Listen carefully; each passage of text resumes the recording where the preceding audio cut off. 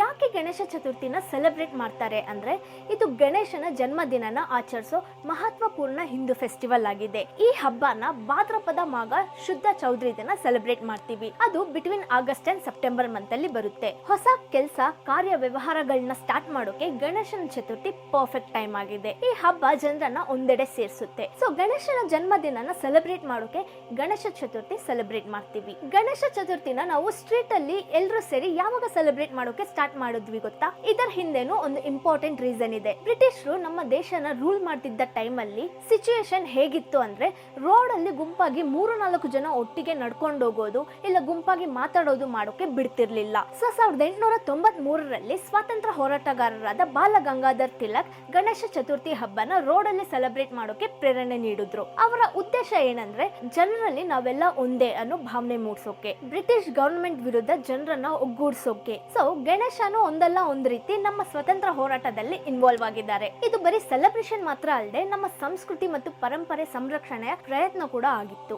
ಹಿಂದೂ ದೇವತೆಗಳನ್ನ ಬೀದಿಗಳಲ್ಲಿ ಸ್ಥಾಪಿಸೋ ಮೂಲಕ ಎಲ್ಲ ಸಮುದಾಯಗಳು ಒಂದಾಗಿ ಧರ್ಮದ ಮೇಲೆ ನಂಬಿಕೆನ ದೃಢಪಡಿಸಿದ್ರು. ಕವಿತೆ, ವಾದ್ಯ, ನೃತ್ಯ, ನಾಟಕ ಇವುಗಳ ಜೊತೆ ಆಚರಣೆ ಕಲೆಯ ಒಗ್ಗಟ್ಟನ್ನು ತೋರಿಸುತ್ತೆ. ಇಂದು ಗಣೇಶ ಚತುರ್ಥಿನ ನಾವಿನ್ನೂ ನಮ್ಮ ಹೃದಯದಲ್ಲಿ ಉಳಿಸ್ಕೊಂಡಿರೋ ಹಬ್ಬ ಆಗಿದೆ. ಇದರಲ್ಲಿ ನಾವು ಭಾಗವಹಿಸೋದ್ರಿಂದ ನಮ್ಮ ಸಂಸ್ಕೃತಿನ ಜೀವಂತವಾಗಿಡಲು ಕಾರಣ ಆಗ್ತಿದೆ. ಸೊ ಗಣೇಶ ಹಬ್ಬದ ದಿನ ನೀವು ಕೂಡ ನಿಮ್ಮ ಮನೆಯ ಅಕ್ಕಪಕ್ಕದಲ್ಲಿ ಗಣೇಶನ ಕೂರಿಸಿ ಸೆಲೆಬ್ರೇಟ್ ಮಾಡ್ತಿದ್ರೆ ನೀವು ಜಾಯ್ನ್ ಆಗಿ ಸೆಲೆಬ್ರೇಟ್ ಮಾಡಿ. ಅಂಡ್ ಚಿಕ್ಕ ಮಕ್ಕಳು ಸೇರಿ ಗುಂಪಾಗಿ ಮಾಡೋವಾಗ ಅವ್ರಿಗೂ ಪ್ರೋತ್ಸಾಹ ನೀಡಿ. ಇವಾಗ ನಾನು ಹೇಳುವಂತ ಕಥೆನ ಗಣೇಶ ಚತುರ್ಥಿ ದಿನ ತಪ್ಪದೆ ಕೇಳ್ಬೇಕು. ಈ ಕತೆ ಕೇಳಿಲ್ಲ ಅಂದ್ರೆ ಆರೋಪಗಳು ನಮ್ಮ ಮೇಲೆ ಬಿದ್ದು ಮಾಡದೇ ಇರೋ ತಪ್ಪಿಗೆ ಅವಮಾನ ಪಡಬೇಕಾಗುತ್ತೆ. ಶ್ರೀ ಕೃಷ್ಣ ಅನ್ನೋ ಯುಗ ಪುರುಷನೇ ವಿನಾಯಕ ಚತುರ್ಥಿ ದಿನ ಚಂದ್ರನ ನೋಡಿದ್ರಿಂದ ಅವಮಾನ ಪಡ್ತಾನೆ. ಇಷ್ಟಕ್ಕೂ ಏನು ಆ ಪುರಾಣದ ಕತೆ? ಚತುರ್ಥಿ ದಿನ ಚಂದ್ರನ ನೋಡಿದ್ರೆ ಅಪಾದನೆ ಯಾಕೆ ಬರುತ್ತೆ ಅಂತ ತಿಳ್ಕೋಬೇಕು ಅಂದ್ರೆ ಈ ವಿಡಿಯೋನ ಕಂಪ್ಲೀಟ್ ಆಗಿ ನೋಡ್ಬೇಕಂದ್ರೆ ಇದರ ಲಿಂಕ್ ನ ಡಿಸ್ಕ್ರಿಪ್ಷನ್ ಅಲ್ಲಿ ಕೊಟ್ಟಿರ್ತೀನಿ. ಮಿಸ್ ಮಾಡದೆ ನೋಡಿ, ತುಂಬಾ ಇಂಟ್ರೆಸ್ಟಿಂಗ್ ಆಗಿರುತ್ತೆ.